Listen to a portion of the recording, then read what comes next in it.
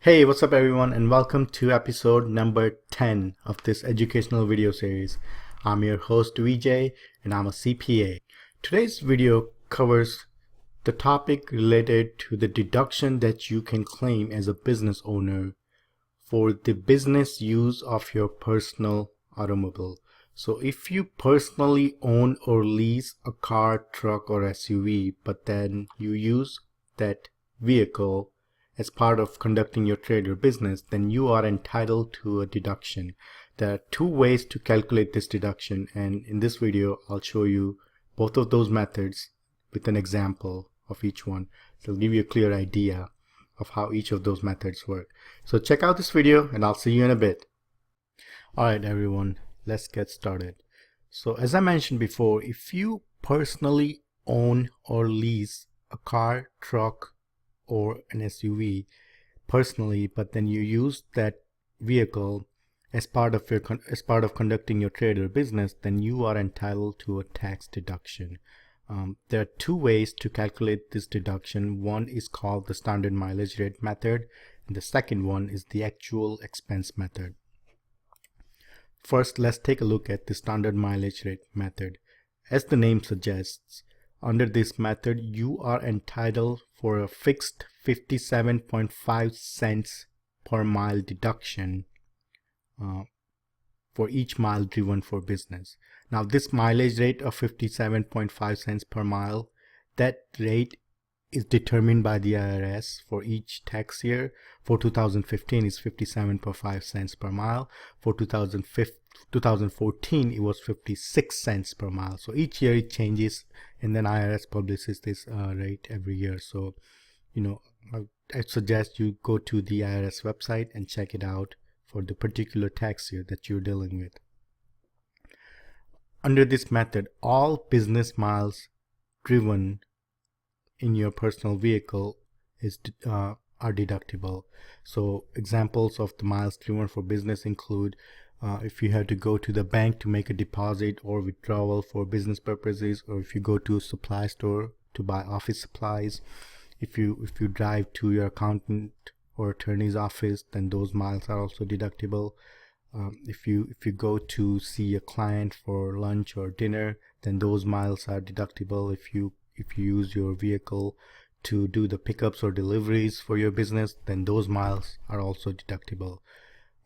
One thing to note here, everyone, is that commuting miles are not deductible. So if you have an office and then you use your personal vehicle to drive from your home to your office every day and then office to home back, then those commuting miles are not deductible. It's just as any other commuting miles, right? So as an employee, if you're commuting to your work, you don't get any benefit for those commuting miles. Similarly, here if you're self-employed, then you don't get any benefit for those commuting miles to and from your office. One thing I would like to point out here, everyone, and this is very important. Let's say, for example, you went to see a client from your office. Then those one-way miles driven to the client's office are deductible. Then on your way back from your client's office, you stopped by at a grocery store to pick up something for your personal use. Let's say you picked up a loaf of bread. Then at that point, that reverse commute back to your office becomes a personal commute now.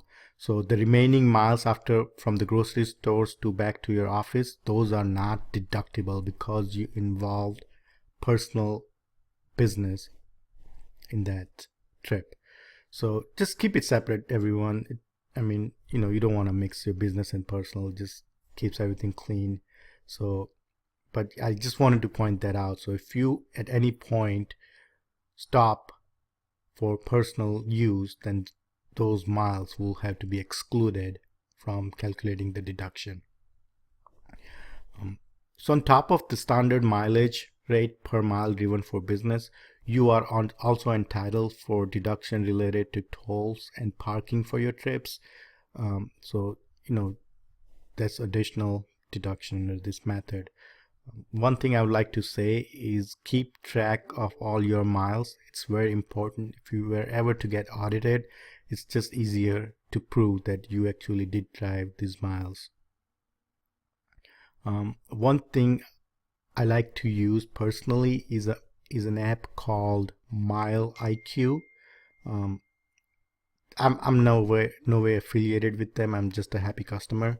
But I like to use them because they automatically keep track of all my miles, and then at the end of the day or week I can just go in and classify each trip as a personal or business, and then accordingly it calculates my total business mile driven, and then I can also add any tolls or parking if I had those expenses for that particular trip. So I personally like to use that. You can check it out, or you can just use simple pen and paper method, whatever you're comfortable with, but keep track of all your miles.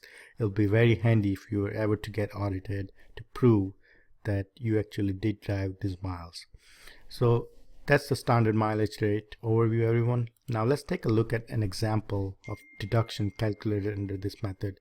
So let's say, for example, you drove a total of 20,000 miles for the year in your personal vehicle. Out of those 20,000 miles, let's say 10,000 were actual business purpose miles.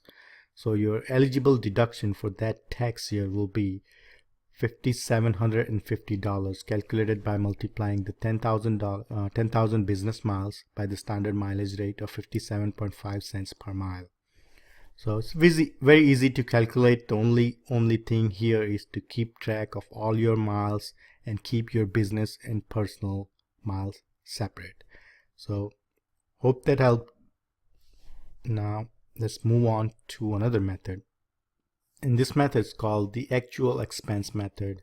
And as the name suggests here as well, everyone, under this method you get the deduction for the actual expenses that you incurred to operate your vehicle for the business purpose.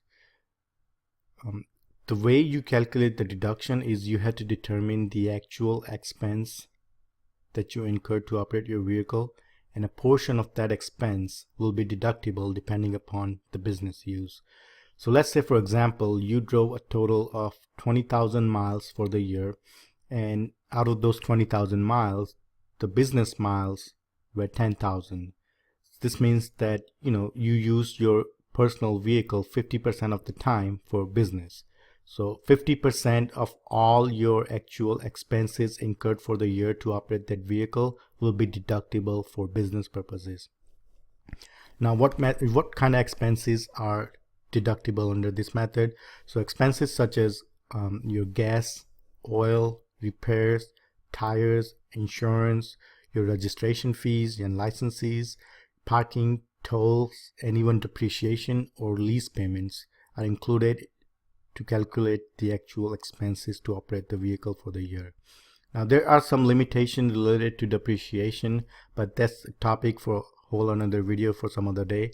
But for now, just keep in mind the depreciation, or if you own the vehicle then depreciation, or if you lease the vehicle then the lease payments are included to calculate the actual expenses that you incurred for the year. Now let's take a look at an example, help clarify a thing a little. Let's say you drove a total of 20,000 miles for the year, and out of those 20,000, 10,000 miles were driven for the business purpose. Therefore, your business use percentage is 50%, derived by dividing 10,000 of your business mile by 20,000 of your total miles for the year, and then multiplying by 100. And let's say total expenses you incurred to operate your personal vehicle for the year is $10,000. Therefore, your eligible deduction under the actual expense method is calculated by multiplying the $10,000 of actual expenses that you incurred for the year by business use percentage of 50%, or in other words, your eligible deduction for the year will be $5,000. Hope that makes sense, everyone. Now, in summary, I would like to point out that this is a very legit tax deduction that every business owner should take advantage of.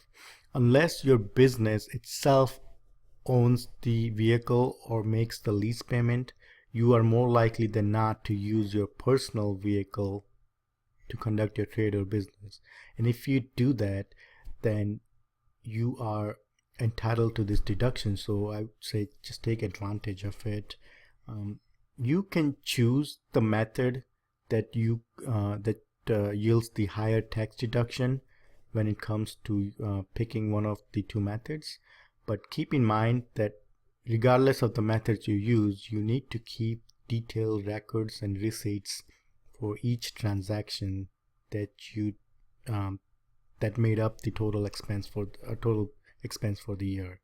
So if you were ever to get audited, you will have to provide all those receipts. So let's say, for example, use the actual expense method, then you need to keep receipts for every single gas fill up or every single oil change or repair or whatever expenses that you include to calculate your actual operating expense for the year. Then you need to have receipts for each one of those transactions. I can see that becoming cumbersome for some business owners, so most people just simply choose to use the standard mileage rate.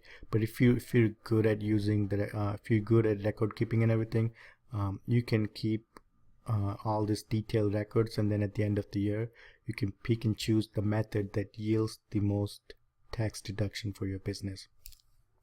So hope that helps everyone. Alright, welcome back everyone. Hope you found the information useful. As I mentioned before in the introduction, I'm a CPA and I own and operate an accounting firm that specializes in helping entrepreneurs with their tax and accounting needs. If there's anything I can help you with, I'll be happy to talk. Now, a couple of things before I sign off, everyone. If you like this video, please like and share with your friends, colleagues, family, whoever you think will benefit from this video. And the second thing is, please subscribe to my YouTube channel. It will be a big favor to me. So that's it, everyone. I'm signing off now, and I'll catch you all next week. Take care. Bye.